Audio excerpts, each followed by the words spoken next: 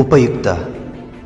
ಇದು ಕಲಿಕೆಯ ಸಾಗರ, ಕಲಿಯುವ ಮನಸ್ಸಿಗೆ ಆಧಾರ, ಕಲಿಯುತ್ತ ನಲಿಯುವ ತಾಯಿ ನುಡಿಯ ಎಂಬಂತೆ ಎಲ್ಲ ಕುಲಕೋಟಿ ಕನ್ನಡಿಗರ ಪಾದಾರವಿಂದಕ್ಕೆ ಶರಣಾಗಿ ಕನ್ನಡ ಭಾಷೆಯನ್ನು ಕಲಿಯುವ ವಿದ್ಯಾರ್ಥಿಗಳಿಗೆ ಹಾಗೂ ಶಿಕ್ಷಕರಿಗೆ ಉಪಯೋಗವಾಗಲೆಂದು ಸಿದ್ಧಪಡಿಸಿರುವ ಒಂದು ಮಾಧ್ಯಮವೇ ಈ ಉಪಯುಕ್ತ.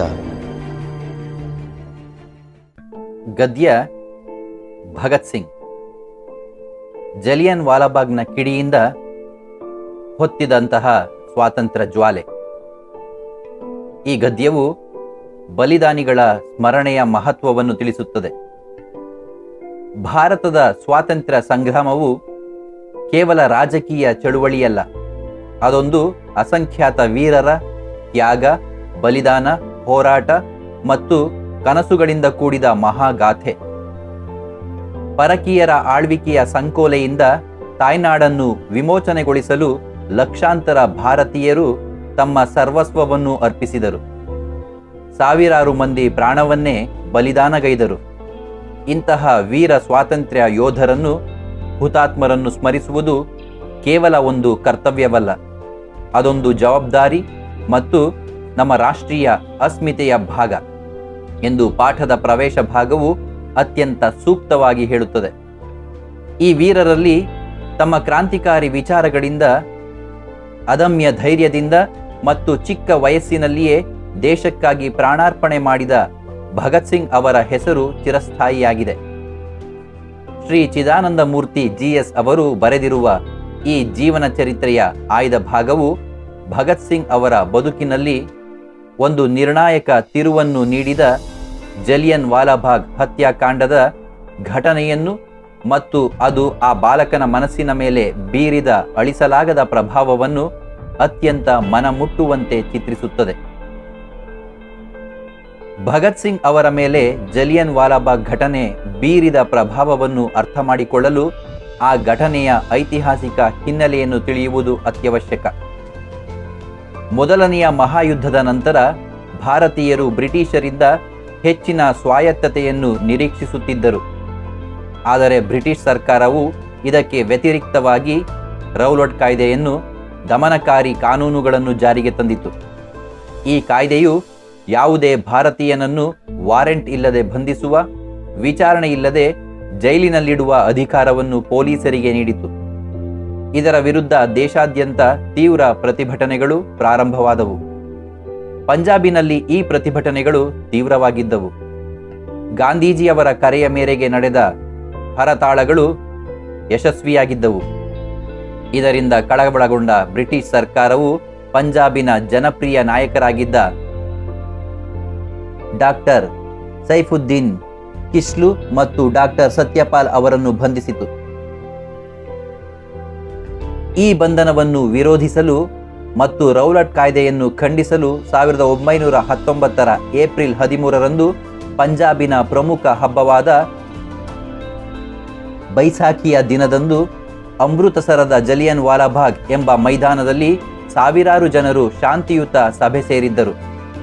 ಆ ಮೈದಾನವು ಸುತ್ತಲೂ ಎತ್ತರದ ಗೋಡೆಗಳಿಂದ ಆವೃತವಾಗಿದ್ದು ಹೊರಬರಲು ಕಿರಿದಾದ ದಾರಿ ಮಾತ್ರವಿತ್ತು. ಸಭೆಯಲ್ಲಿ ಸುಮಾರು 20,000 ನಿರಾಯುಧ ನಾಗರಿಕರು, ಗಂಡಸರು, ಹೆಂಗಸರು, ವೃದ್ಧರು ಮತ್ತು ಮಕ್ಕಳೂ ಸೇರಿದ್ದರು. ಈ ಸಂದರ್ಭದಲ್ಲಿ ಅಮೃತಸರದ ಮಿಲಿಟರಿ ಕಮಾಂಡರ್ ಆಗಿದ್ದ ಬ್ರಿಗೇಡಿಯರ್ ಜನರಲ್ ರೆಜಿನಾಲ್ಡ್ ಡಯರ್ ತನ್ನ ಸೈನಿಕರೊಂದಿಗೆ ಅಲ್ಲಿಗೆ ಆಗಮಿಸಿ ಯಾವುದೇ ಮುನ್ಸೂಚನೆ ಇಲ್ಲದೆ ಹೊರ ಹೋಗಲು ದಾರಿಯನ್ನು ಬಂದ್ ಮಾಡಿ ನೆರೆದಿದ್ದ ಜನಸ್ತೋಮದ ಮೇಲೆ ಗುಂಡಿನ ದಾಳಿ ನಡೆಸಲು ಆಜ್ಞಾಪಿಸಿದನು. ಸೈನಿಕರ ಗುಂಡುಗಳು ಖಾಲಿಯಾಗುವವರೆಗೂ ಈ ಅಮಾನುಷ ದಾಳಿ ಮುಂದುವರೆಯಿತು.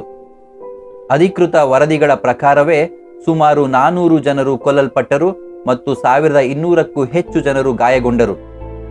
ನಿಜವಾದ ಸಂಖ್ಯೆ ಇದಕ್ಕಿಂತಲೂ ಹೆಚ್ಚಿತ್ತು ಎಂದು ನಂಬಲಾಗಿದೆ. ಈ ಹತ್ಯಾಕಾಂಡವು ಇಡೀ ಭಾರತವನ್ನೇ ಬೆಚ್ಚಿ ಬೀಳಿಸಿತು.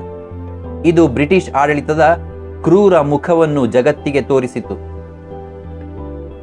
ರವೀಂದ್ರನಾಥ್ ಠಾಗೋರರು ತಮಗೆ ನೀಡಲಾಗಿದ್ದ ಸರ್ ಪದವಿಯನ್ನು ಈ ಘಟನೆಯನ್ನು ಪ್ರತಿಭಟಿಸಿ ಹಿಂದಿರುಗಿಸಿದರು. ದೇಶಾದ್ಯಂತ ಸ್ವಾತಂತ್ರ್ಯದ ಕೂಗು ಇನ್ನಷ್ಟು ಬಲವಾಯಿತು. ಪಂಜಾಬಿನ ಅಂದಿನ ಲೆಫ್ಟಿನೆಂಟ್ ಗವರ್ನರ್ ಆಗಿದ್ದ ಸರ್ ಮೈಕಲ್ ಓ ಡಯರ್ ಈ ಕೃತ್ಯವನ್ನು ಸಮರ್ಥಿಸಿಕೊಂಡಿದ್ದು ಜನರ ಆಕ್ರೋಶವನ್ನು ಮತ್ತಷ್ಟು ಹೆಚ್ಚಿಸಿತು. ಜನರಲ್ ಡಯರ್ನ ಉದ್ದೇಶವು ಜನರಲ್ಲಿ ಭೀತಿಯನ್ನು ಹುಟ್ಟಿಸುವುದೇ ಆಗಿತ್ತು. ಈ ಭೀಕರ ಹತ್ಯಾಕಾಂಡ ನಡೆದಾಗ ಭಗತ್ ಸಿಂಗ್ ಅವರಿಗೆ ಕೇವಲ 12 ವರ್ಷ ವಯಸ್ಸು.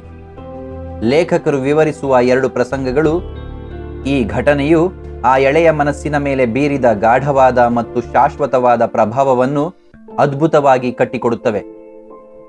ಮೊದಲನೆಯ ಪ್ರಸಂಗ, ಶಾಲೆಯಿಂದ ಮನೆಗೆ ತಡವಾಗಿ ಬಂದ ಬಾಲಕನ ವರ್ತನೆ ಅಸಾಮಾನ್ಯವಾಗಿತ್ತು. ಮನೆಯವರ ಆತಂಕ, ತಾಯಿಯ ಕಣ್ಣೀರು, ತಂಗಿಯ ಪ್ರೀತಿ ಇವು ಯಾವುದಕ್ಕೂ ಅವನು ಸ್ಪಂದಿಸಲಿಲ್ಲ.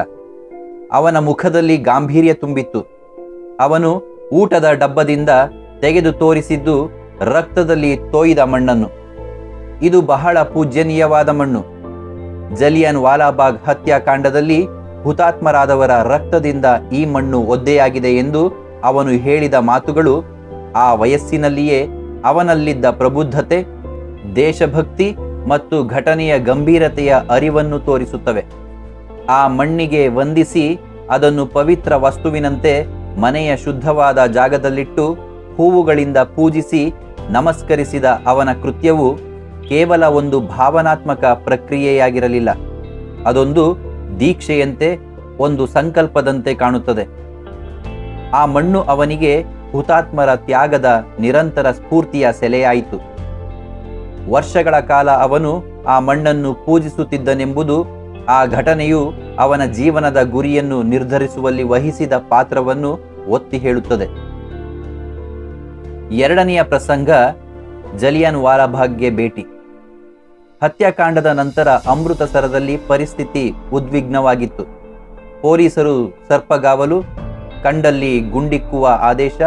ಇಂತಹ ಭಯದ ವಾತಾವರಣದಲ್ಲಿ 12 ವರ್ಷದ ಬಾಲಕ ಭಗತ್ ಸಿಂಗ್ ಪೊಲೀಸರ ಕಣ್ತಪ್ಪಿಸಿ ಧೈರ್ಯದಿಂದ ಜಲಿಯನ್ ವಾಲಾಬಾಗ್ ಸ್ಥಳಕ್ಕೆ ತಲುಪಿದ್ದೇ ಒಂದು ಸಾಹಸ.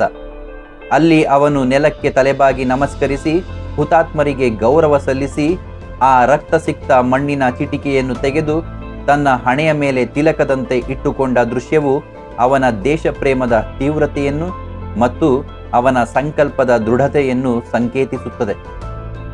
ಆ ತಿಲಕವು ಕೇವಲ ಮಣ್ಣಿನ ಗುರುತಲ್ಲ, ಅದು ತನ್ನ ಜೀವನವನ್ನು ದೇಶಕ್ಕಾಗಿ ಮುಡಿಪಿಡುವ ಪ್ರತಿಜ್ಞೆಯ ಸಂಕೇತವಾಗಿತ್ತು.